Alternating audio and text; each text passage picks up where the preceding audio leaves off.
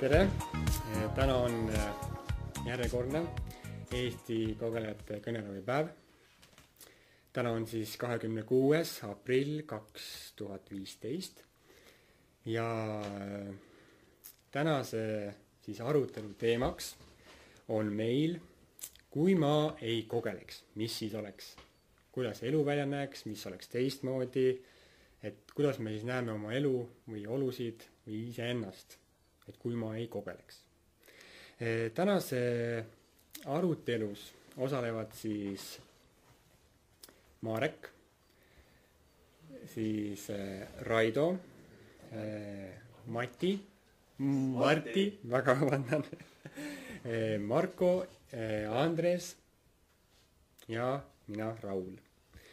Ja hakkamegi otsast minema, et esimene, kes oma kujutlusi meile siis avaldab, et kui ta ei kogeleks, et milline siis tema elu oleks, mida ta teeks, kus ta oleks. Ja esimesena siis kuulame Mareki arvamust. Palun, Marek. Tervist. Kui ma ei kogeleks, siis ma arvan, et ma oleksin näitleja või televisioonitöötaja. Sest et juba väiksena oli mul selline mõte või selline unistus, et olla näitleja. Ja see on siiamaani juba veel olnud, aga kahjuks ei saa ma ju see olla, kuna olen kogeleja. Aga ja miks see ka avaldub, et kui ma väiksena olin, siis ma ka mängisin niimoodi, et oma sõpradega seal, väikeste lastega seal, et mängisime näiteks näitlemist või olime nagu telediktorid, et nagu me lugesime ette neid tekste. Ja ma arvan, et see ongi see, et kui ma ei kogeleks, siis ma ka see võiks ka olla. Ja siiamaani mul on vahest mõelnud, et võiks võtta osa ja mul on ka võimalus olnud olla osa üks film oli kunagi, üks teleseriaal, siis ma sain seal väikse sellised stseeni või väikse osa teha. Aga see õnneks läks hästi, ma pidin ainult paberi pealt maha nagu lugema. Ja mul paberi pealt maha lugemisega eriti raskusi ei ole. Nii, ja siis aga võib-olla mul on ka selline, ma arvan, et mingi määral see näitlejatöö nagu on ka õpetajatöö sees ju, et ma pean ka tahvli ees rääkima ja ma olen ka valinud võib-olla mingi määral teadlikult või ka selle õpetaja ameti, siis seal ka ju peab ju tegelikult ju näitlema. Nii et, aga jah, et see ongi võib-olla kõik minu poolt. No selge, väga huvitav, me oleme sind näinud näitlemas eelnevatel suvepäevadel ja see on väga hästi välja tulnud, nii et ära seda mõtet maha mata, nii et kes teab. Nii järgmisena siis kuulame Raido siis arvamust, et kui ta ei kogeleks. Palun, Raido. No nii, tere, et mina olen Raido ja et kui nüüd võtta niimoodi, et kelleks ma nagu tahaks saada, et kui ma ei kogeleks, siis seda ma nagu päris täpselt ei tea. Aga kindlasti on oluline, et kui ma ei kogeleks, siis ma oleks palju julgem. Nooremana ma ei kogelenud palju ja ma rääkisin väga palju tegelikult. Ja siis nagu ei kogelenud. Et mingi hetk, kui hakkasin kogelema, siis muutusin selliseks jäneseks, et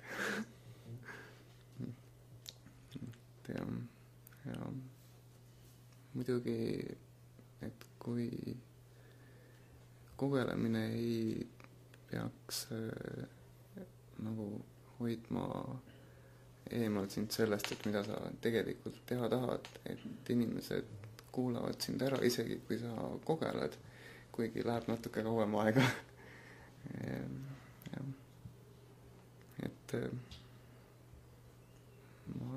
oskagi praegu rohkem midagi öelda. Selge, väga meeldiv. Eks me, minul tuleb kohe endaga võrdlus väga hästi, et nagu sa ütlesid, et muutsid jäneseks. Ma nagu tunnen ennast ka vahepeal väga jänesena, nii et aga alati on võimalus midagi teha ja ennast natukene arendada ja saada kellekski teiseks loomaks. Nii, järgmisena kuulame siis Marti arvamust, et mis oleks siis, kui sa ei kogeleks, et mis sa teeksid, kes sa oleksid, kuidas su elu võiks välja näha. Et palun, Marti. Tere! Et kui ma ei kogeleks, siis ma tegelikult arvan, et ma tegeleksin üsna sarnaste valdkondadega kui praegu, sest mulle on alati meeldinud just matemaatika, keemia, füüsika ja sellised asjad. Ja hetkel, kuigi ma siis töötan ja õpin energeetika ja just taastuvenergia valdkonnas, siis tegelikult kui ma keemiat õppima läksin, siis ma oma lõputööd esialgu soovisin ka just mingisugusel taastuvenergia või kütuste teemal teha. Aga kuna sel hetkel see ei olnud võimalik, siis ma vahepeal tegelesin hoopis siis keskkonnakeemiaga. Aga tegelikult nad mingil määral on kõik üksteisega seotud. Aga kui ma ei kogeleks, siis ma arvan, et ma just praegusega võrreldes esineksin rohkem, kas siis konverentsidel või lihtsalt enda töö tulemuste presenteerimisel oleksin kindlam. Et praegusel hetkel, kui näiteks on võimalus, et kas mina lähen kusagile esinema või sama töö tulemusi esitab keegi teine, siis mul otseselt pole midagi selle vastu, kui see keegi teine siis sellel teemal näiteks ettekande teeb. Ja ega mul hetkel vist rohkem midagi lisada polegi. Selge. Aitäh, Marti. Jah, et jah, see esinemine, et kui kogeleks, siis esineks rohkem, teeks võib-olla paremaid ettekanded või rohkem nagu sa ise tahad. Aga jah, see on ka väga suke oluline.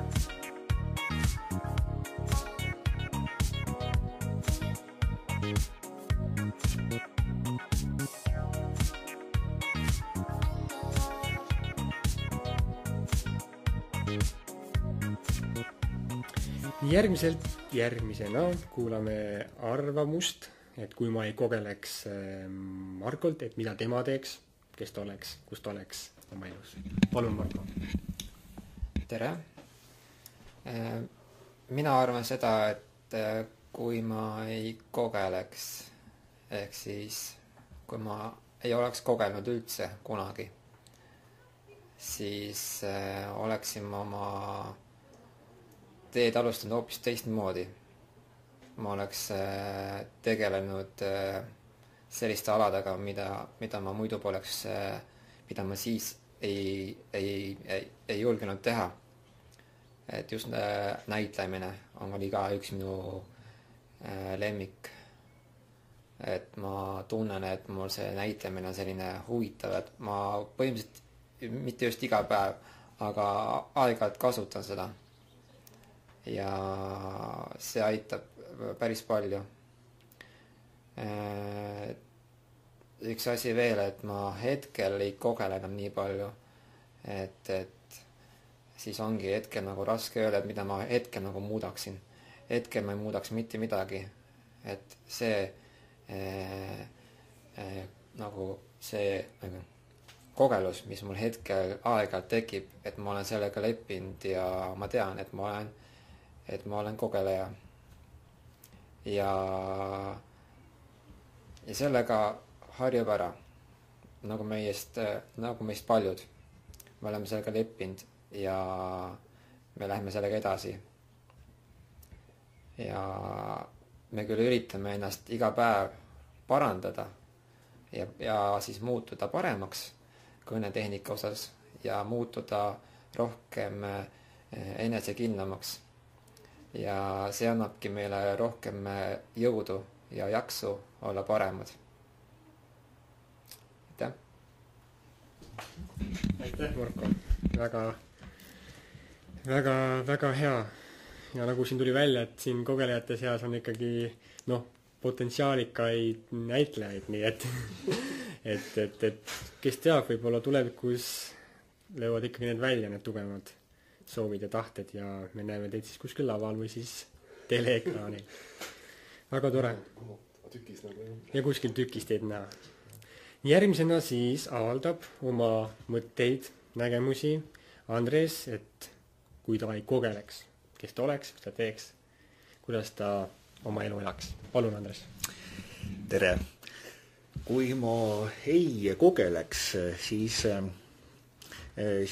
mõnes eluvaldkonnas oleks mu elu samasugune, nagu ta praegu on, aga on ka selliseid valdkondi, et kus elu oleks ilmselt hoopis teistsugune. Kas nüüd parem või halvem, seda ma ei oskagi öelda. Üks asi, mis oleks täpselt samasugune, kui ma ei kogeleks, on eraelu. Ma mõtlen perekondlik elu, et selles mõttes nagu midagi teisiti ei oleks. Üks vahe kindlasti oleks küll. See, et ma suhtleksin olenevalt päevast nii 3 või 10 korda rohkem kui praegu. Jah. Ma praegu räägin väga vähe. Jah, et selliseid hetki, kui ma väldin suhtlemise olukordi, on muidugi ka. Jah, tuleb möönda. Mis nagu tööellu puutub, kui ma ei kogeleks, oleks mulle meeldinud hakata režissööriks, kuna siin on meil 2 näitlejat, siis oleks jah, aga et siin vahele ma ütlen ära ka kohe selle, et kui ma ei kogeleks, siis mulle nii head tutvusringkonda, sõprusringkonda nagu praegu, nii head ei oleks. Selles ma olen täiesti kindel. Nii et kui nii öelda, siis sellel, et me kogeleme, on ka mingisugune eesmärk. Jah. Jah, et üks asi, millest ma tõesti puudust tunnen, on see, et ma suhtlen vähem. Vähem, kui ma tahaksin. See on jah niimoodi palju vähem. Jah, ja kui mõelda, et kui näiteks praegu oleks niimoodi, et ma ühel päeval ei kogeleks üldse ja ma ei peaks mõtlema oma kõne peale, et kui palju see mind muudaks, mind ta ei muudaks, aga minu tööd ja töö kvaliteeti muudaks paremaks küll. Eks ole rohkem ka selline enesetunde asi, et kõik, mis vaja, ma teen ära ja teen hästi ära. Aga ilma kogelemiseta ma naudiksin seda rohkem. Jah, see oleks nagu lühidalt kõik, et kui me selle kohta pikema saate teeme, et siis räägime põhjalikumalt. Ja, aitäh! Aitäh, Andres! Väga super, et mul tekkis kohe sügavam huvi sinu mõtete vastu ja et sinus on seda ainet, mida saad välja tõmmata.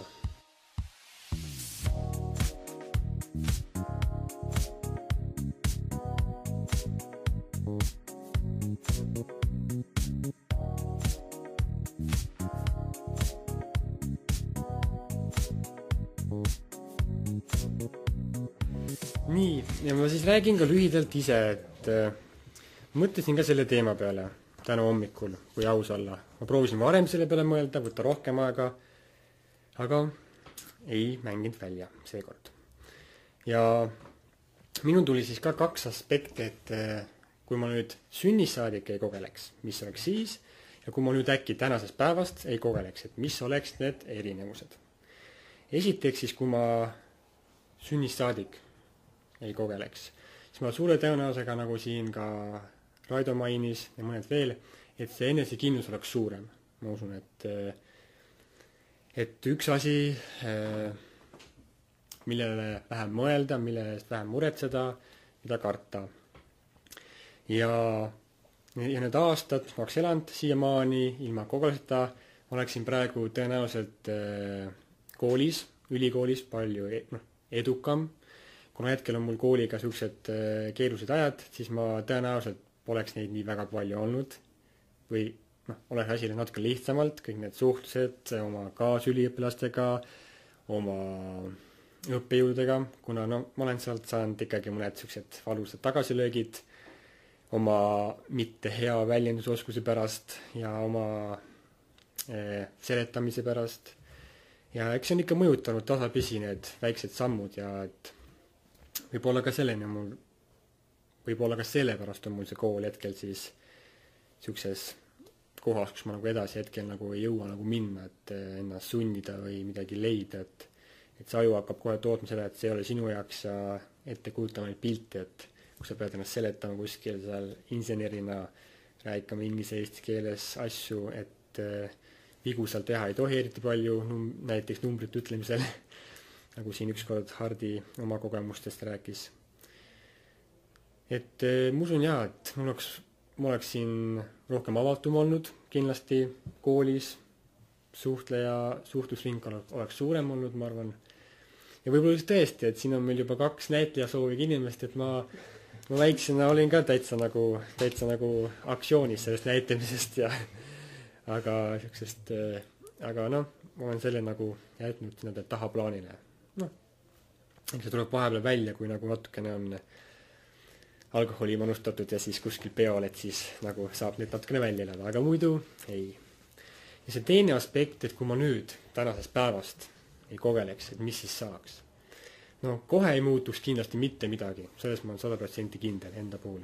Aga nendeste väikeste igapäevaste sammudega, näiteks töö juures, kolleegidega suhtlemine, enese väljendamine, oma mõtete väljendamine, töö juures see muutus natukene paremaks, sealt tuleks võib-olla selline enesekindlus hakkaks vaikselt kasvama, enda arvamuse avaldamine tuleks ka välja, kuna praegu ma seda nagu hoian hästi tagasi.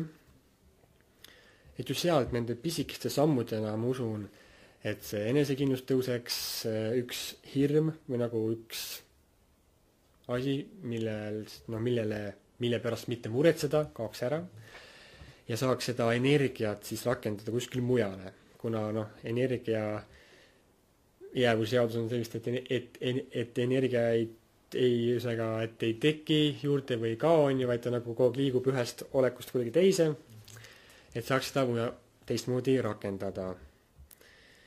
Aga minu jaoks on see tegelikult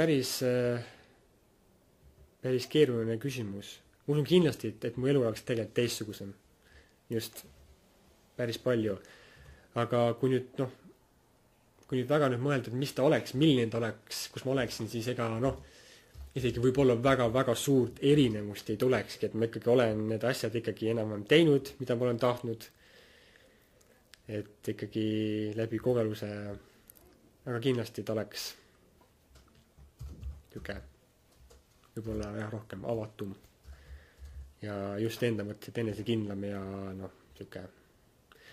Aga just nagu ütles Andres, et siis mul poleks seda seltskonda siin, et siis mul poleks põhjust siia tulla.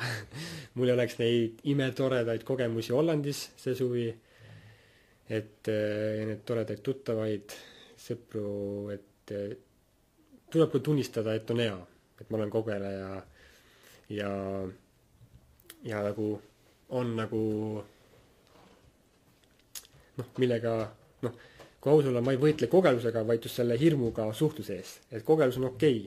just see hirm, et sellega nagu noh, võidelda või kuidagi noh, tegeleda, et see ei häiriks. Et nagu aktsepteerida ennast sellise, nagu sa oled, et see on nagu väga õige, nagu ütles ka minust Marko, et ennast aktsepteerida sellisena, nagu sa oled, et see on nagu minust kõige alus, et sealt nagu saab üles liikuda, et kui sa aktsepteerid, siis on nagu kõik võimalik.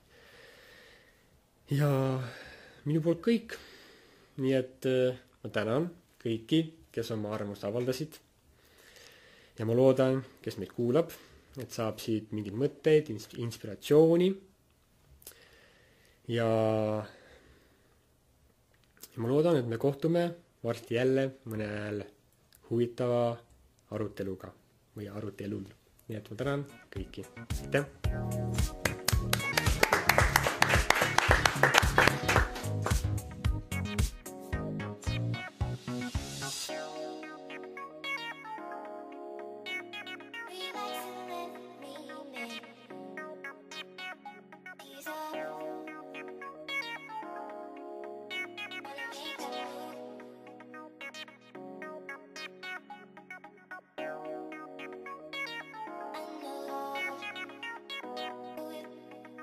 I know